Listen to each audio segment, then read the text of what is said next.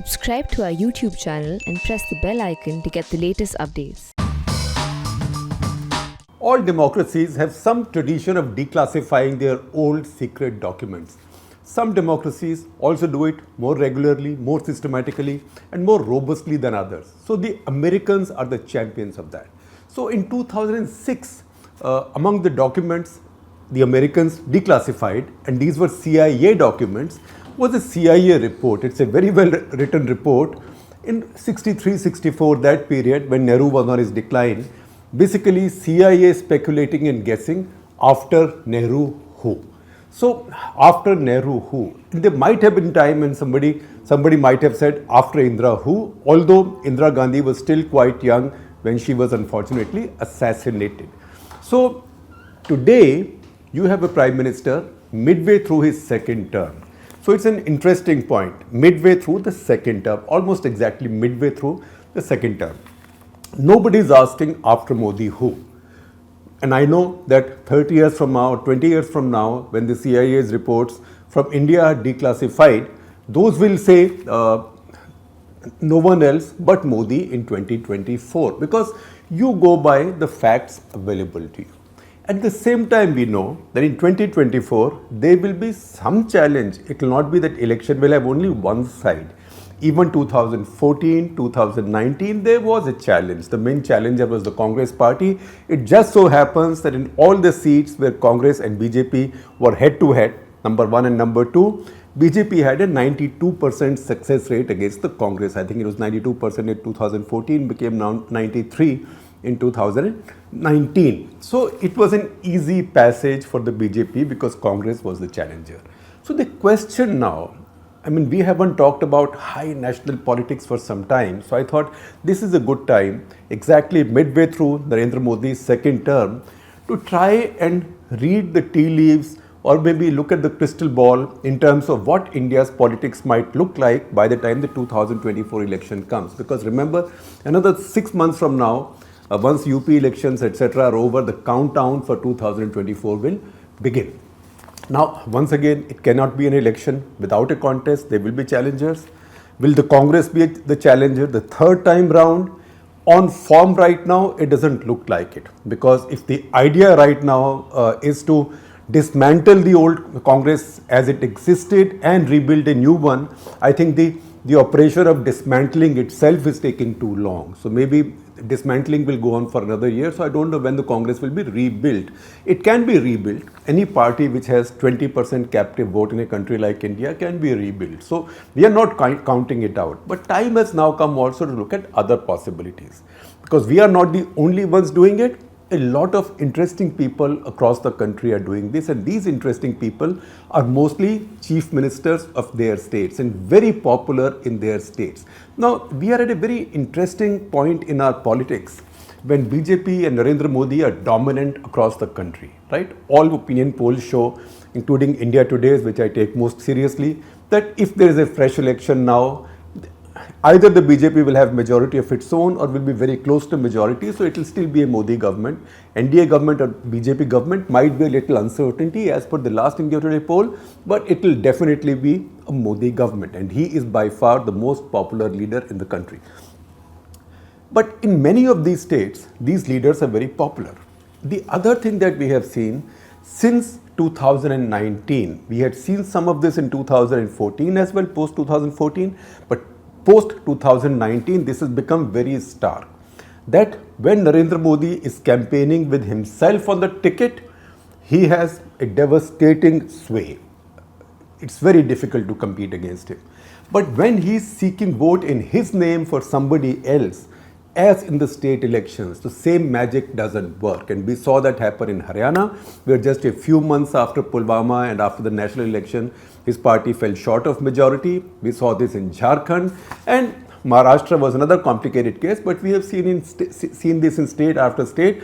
And the most visible and the strongest example of that is Delhi, where BJP did almost as badly as last time, and then West Bengal as well.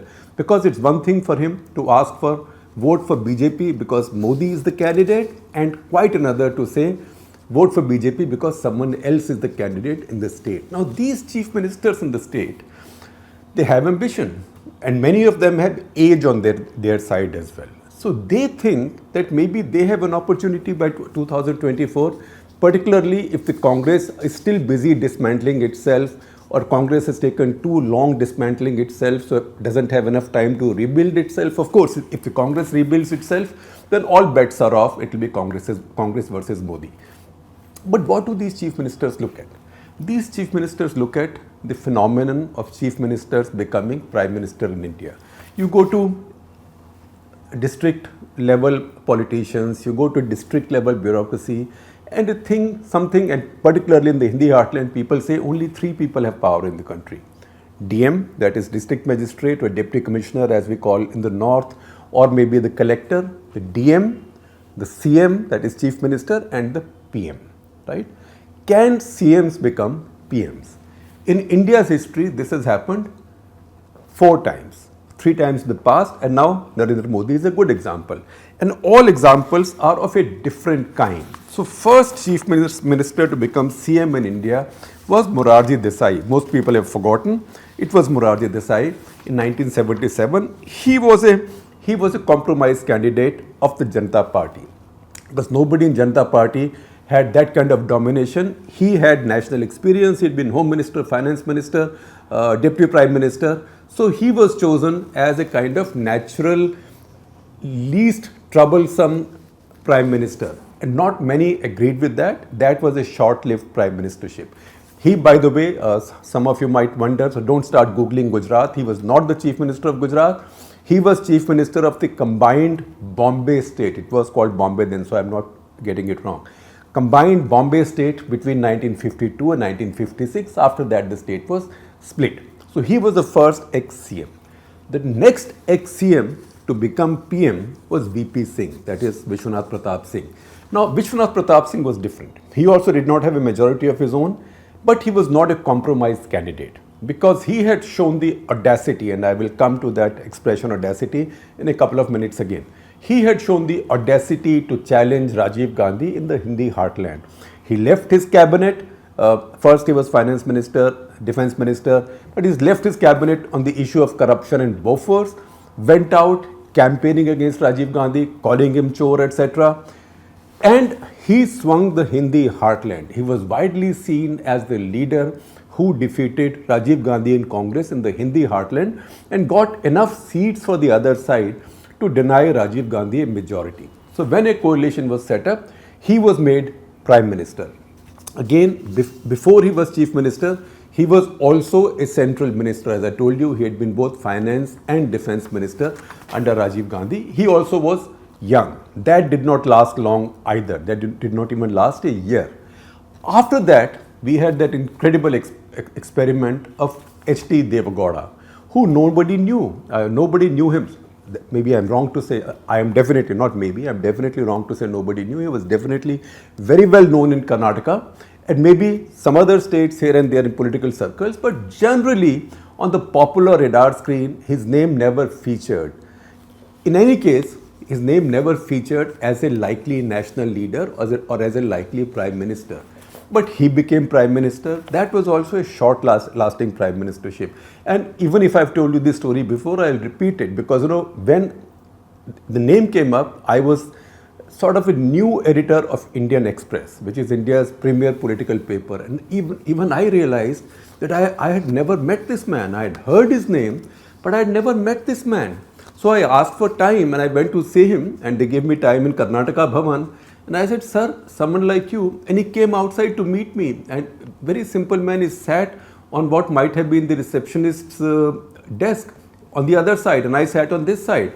And I said, sir, do you think that someone like you, a state politician who's not known outside his state, who nobody knows at all, can become Prime Minister of India? So he bent down. His head's a bit like mine, always. So he bent down and he rubbed his palm on his forehead and he said, what is written in fate, my friend, nobody can change.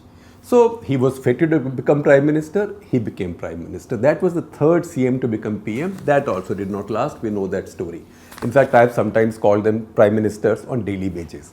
Then we had Narendra Modi. That is, in a way, although he was the fourth CM to become PM, But this was sui generis in the sense that he became PM on his own power, on his own, through his own doing. Because first of all, he's built a track record in Gujarat that enough voters were impressed with, right? You can agree with it, disagree with it, but he sold the Gujarat model story to a lot of India, to enough Indian voters. Number two, he won the Indian equivalent of an intra-party primary. That is within his own party, because Mr. Advani was there, Sushma Swaraj were there. There were so many other leaders who had national profile, who'd been in Delhi, who thought that they had a better shot, they were better candidates for the Prime Minister's job than, quote unquote, a mere state leader. So he competed with them. That was his equivalent of primaries. And it came to a stage when it became evident that even if the party chose, High Command chose somebody else, the rank and the file of the party will not accept it. And I do remember at that point, I recorded a walk the talk interview with Rajnath Singh, who was the president of the party, and he said, look, it's not a question of my choice or somebody's choice. This is what the rank and file of the party wants. Even if somebody names somebody else, the party workers, the voters will not accept it. So he fought that competition within, and so he then won. Competition was tough, it took him time, but once he won that competition, he had a big national party and big national footprint under his belt. And then his passage was not as challenging. Now, for any of the chief ministers now to dream of that, they have many weaknesses and many lacks. One of which is the absence of a national party in case the Congress continues to decline. I have to mention that health warning many times, because any moment the Congress begins to revive, all these calculations will go out the window. So look at the chief ministers in our country right now. Look at the political map of India. It looks like the BJP probably rules large parts of India. The fact is that BJP's political footprint over India has declined since 2017 quite substantially. At this point, BJP has its chief ministers only in 12 states of India. Now you might say, why are you saying 12? It may be 12 out of nearly 30, but still 12 states is 12 states. But when you say 12 states, this also includes some smaller states like Himachal, Uttarakhand. These are small states, but then even smaller states like Tripura, Manipur. These are very small states. So if you take these four out, then of the significant states, and again Goa, very small state. If you take these out, BJP has its own chief ministers in about 6 to 7 states, depending on how do you count major states. In many of the others, BJP has partnerships. For example, Haryana, it has a chief minister, but still has partnership, but we counted Haryana in because it's a BJP chief minister. But Bihar, it doesn't have a chief minister, so we don't count the BJP, we don't count Bihar a BJP state. Now, BJP's chief ministers, if you look at them by way of a likely challenger, there is only one right now, and that is Yogi Adityanath. And that's why we keep on saying that we have to watch if he wins the election next year. Is he going to then be able to, or will he then have the audacity to project himself as another candidate for prime ministership in the BJP's next version of primaries? No, we have no idea.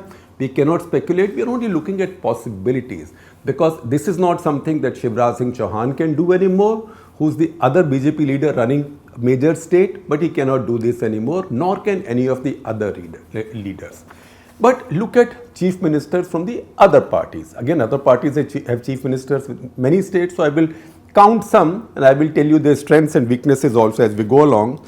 So there is Arvind Kejriwal in Delhi, Mamata Banerjee in Bengal, Uddhav Thackeray, very important, in Maharashtra, Stalin in Tamil Nadu, KCR in Telangana, Jagan in Andhra Pradesh, Naveen Patnaik in Odisha. Now, all these are states which are significant, and with the exception of Delhi, Kejriwal, all these are either medium-sized states or large states. How do we divide the political map of India? We divide them into 4 categories. One states which send more than 40 or more than 40 MPs to national parliament. That is UP 80, Maharashtra 48, then West Bengal 42, then Bihar 40, and Tamil Nadu 39 plus 1, Puducherry, so again 40. So that is the large states. Then you have medium-sized states that run from 20 seats to 40 seats, 20 seats to 39 seats, and those will then include your Karnataka, Gujarat, Odisha, Andhra, etc. There was a time when combined Andhra was also a major state, but that's now been cut up between Telangana and the same is true of Madhya Pradesh also, but still Madhya Pradesh contributes quite a few seats. Among the medium-sized states, it's one of the bigger states. But MPCM is a pale shadow of what he used to be in the BJP. At this point, you can't imagine him throwing his hat in the ring. KCR's strengths are that he has cross-party connections. He has cross-party connections. He can pick up the phone and talk to anybody, particularly in the opposition parties. He's been through this Congress political system for a long time. And in some ways, he's like the Sharad Pawar of the South. His liability is, or his limitation is, that he's got too small a state now. If it was combined Andhra, it was different. Telangana is too small a state for somebody with national ambitions, right? And there's no point having national ambitions like Deve Gowda when you will be Namka Vaste Prime Minister for a few months or daily wages. So his ambitions are limited by the size of his state. But his future may lie, because after Sharad Pawar, I suspect someone like that will come up. There will be a successor to him in Indian politics, a successor who can do jod, tod, call this, call that, get people to give and take, put things together. See how Sharad Pawar put together this coalition in Maharashtra. So maybe he can do that going ahead, but for him to be a prime ministerial candidate sounds unrealistic right now. Once again, Jagan, very popular, knows how to play politics and religion. He learnt it from day one. See now, he's a devout Christian, he supports Christian missionaries, but at the same time he plays a devout Hindu as well. Every other day you see him landing up at Tirupati in proper Tirupati livery like a devotee. So he manages all this very well. But once again, if he still had a state of 40 plus seats, a combined Andhra, he might have had a better chance. Right now, you don't see him coming up, and also being in a coastal state on the south puts limitations onto him. Similarly, Naveen Patnaik, very popular. Now soon he'll be the second longest serving chief minister in India, right now after Jyoti Basu and Pawan Chambling. Sikkim is a tiny state, but still count that. But he's limited by both geography and ambition, because he is fully dominant in his state, but he has no particular ambition of getting out of it. In fact, he has never shown any ambition. And then there is age as well, because he's now 75 years old. Then again, we are looking at East Coast. There is Stalin. Stalin again, very popular now, is also seen as sort of a new, improved, modern version of a DMK leader. So not really vindictive with the opposition, but once again, limitations of language, limitations of reach, politics built on one ethnicity, one culture. It's difficult to expand that footprint. And similarly, when you go to the west coast, deep south, Kerala, Pinarayi Vijayan, again a very strong chief minister, but really does not have such great national prospects, because his party itself has shrunk in the country. In fact, what Pinarayi Vijayan represents is the shrinkage of the left in India into a one-state regional party. Who does it leave now? So we are now left with Uddhav Thackeray, Mamata Banerjee and Kejriwal. Now, my colleague Rama Lakshmi, who is our opinion editor, she wrote an article this week. And it's a very interesting article. I will share a link with you. And she said that before you imagine a battle between David and Goliath in the next election, that means Goliath is Narendra Modi, so who will be the David challenging him? She says that before you think about David and Goliath, think about a David versus David battle. That means other people have to fight amongst themselves to see who is the most worthy or more likely challenger to Narendra Modi. All that is presuming that Congress does not make a spectacular comeback. If it does. So, what does it remind me of? It reminds me of days of that show wrestling when Dara Singh used to be Rustam-e-Zaman and his brother Randhawa used to be like number 2. By the way, Randhawa also acted in stunt movies.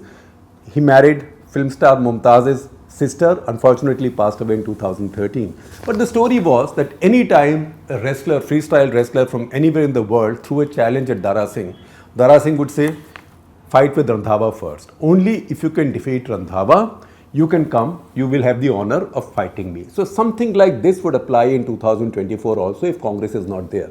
So that is what is described by Rama Lakshmi as David versus David fight. Now she thinks that the two people most likely to be in that fight are Arvind Kejriwal and Mamta Banerjee. And here are her reasons, I will list them for you.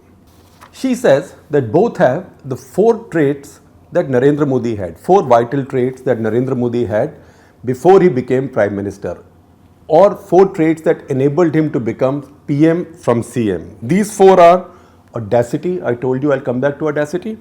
These are audacity, ambition, early mover advantage because there's still time for 2024, and hustle, right?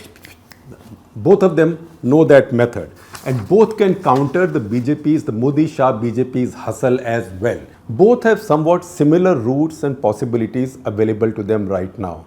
So they are looking at expanding their foothold from their pocket boroughs. So Kejriwal wants to go out of Delhi and grab Punjab, maybe Goa, right, or at least one of the two. But ideally the big prize for him is Punjab, because if he can win Punjab, then we'll have one full-fledged state. Punjab is not one of India's bigger states. I told you bigger states are 40 plus, medium-sized states are 20 to 40, small-sized states are say 10 to 20, and then micro states, just as we say micro, small and medium enterprises, then micro states, Himachal, Uttarakhand, 4 seats, 3 seats, 2 seats, 1 seats, Tripura, Meghalaya, etc., Manipur, so those count like that.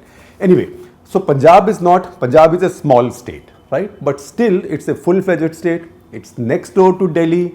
He, like Mamta Banerjee, has put his full might behind the farmers' agitation.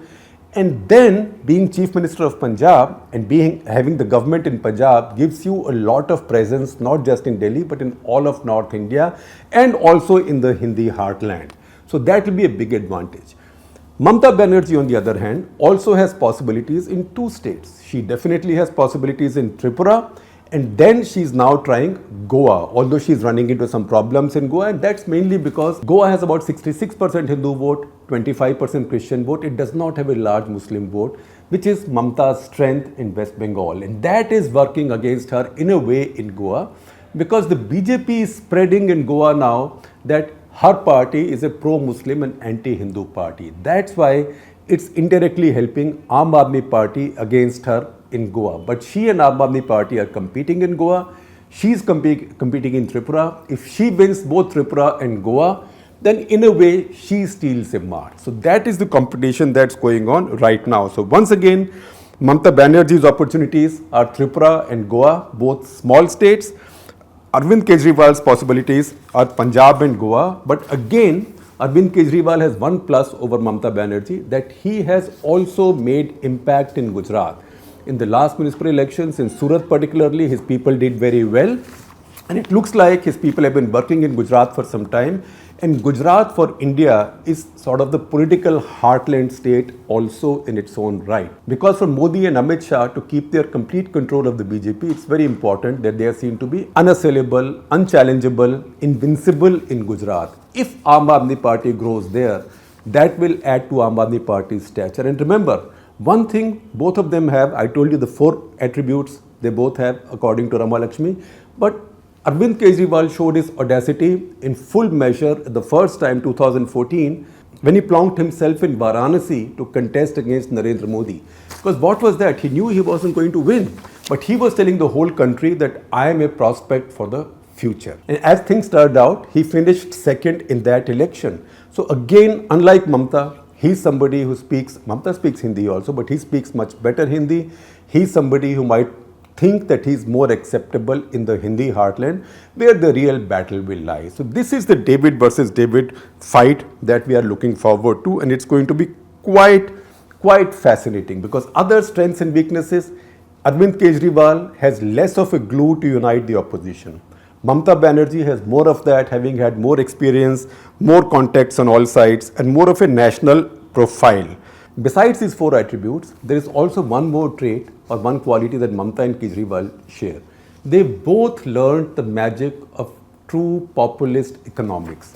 True populist economics, which is based on efficient distributive policies. Kejriwal has done this in Delhi and Mamta has done it in West Bengal. To that extent, they have outdone Narendra Modi in those areas, because Narendra Modi himself and his government is also basically winning elections by combining their efficient distributive welfare policies along with their appeal to nationalism and religion. But these two have done that very well also. So see, fascinatingly, Mamata Banerjee is the slayer of the left in West Bengal. Arvind Kejriwal has not only stayed away from the left, but he's got rid of the left influences in his party. That's how people like Prashant Bhushan were sidelined quite systematically and very early on, because he does not want to be with the left. He wants to compete with Modi and BJP on nationalism. He supported the action on Article 370, for example. He's also a lot more overtly Hindu in terms of displaying his identity and religiosity than, say, Mamata Banerjee. So both are positioning themselves in their own ways. But one place where they're not positioning themselves is the left. That is now something that the Congress is doing. Congress is positioning itself on the ideological left. What Kejriwal and Mamata Banerjee are doing is exactly what Modi is doing.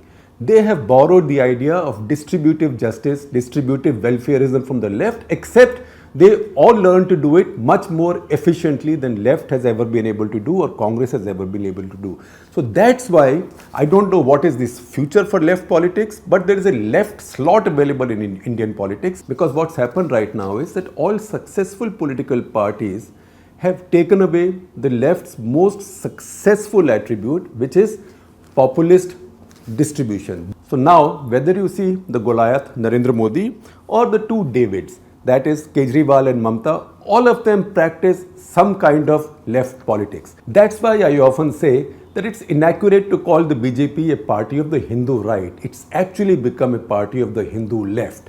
And that is where you will find that people like Kejriwal, Mamata will challenge him on a similar set of propositions. Now I know it sounds like an unlikely name, but I would also say don't count out Uddhav Thackeray, because he doesn't have a big party, but he has a big state. Maharashtra is the second biggest state, sends 48 MPs. Second, on the negative side, he doesn't control the entire state. He has just 1/3 of the MLAs there. But at the same time, he's shown the ability to keep this unlikely coalition together. So maybe if a coalition has to be built tomorrow, I would not count him out, although I'd say at this point, it will be a long shot.